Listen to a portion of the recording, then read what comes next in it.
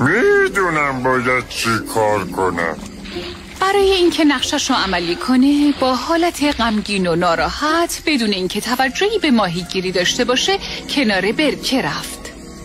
ماهی ها، قورباغه ها و خرچنگ ها فکر کردن که چرا اون سعی نمی‌کنه ماهی بگیره. اوه چقدر ناراحته. شاید گرسنه نشه. یعنی میمیره؟ خرچنگ بزرگی با دیدن ماهی خار ناراحت کنارش رفت. سلام ماهی خار پیر، چه اتفاقی افتاده؟ انگار خیلی نگرانی. افسوس، خبرای بدی راجع به این برکه هست. خبرای بد؟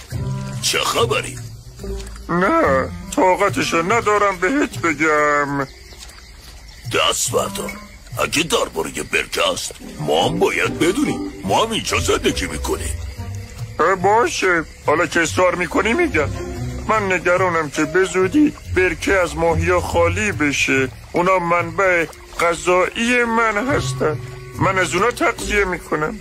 خالی از ماهی بشه؟ چطوری؟ آخه چرا؟ شنیدم که آدما میخوان این برکه رو پر از گل و لای بکنن تا توش محصول بکارن. وای خدای من، این واقعا بدشانسیه.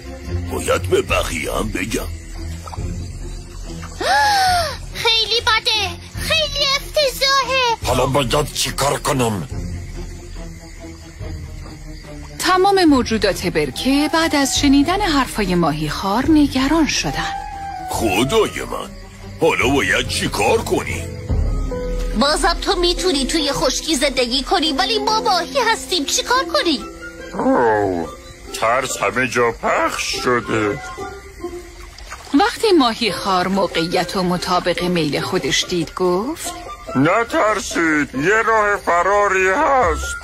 چه راهی؟ خب یه برکه دیگه اونورتر هست. اونجا جای همه شما امنه. اگه همتون بخواید من میتونم هر روز چند تا از شما رو ببرم به اون برکه تا اونجا راحت زندگی کنید.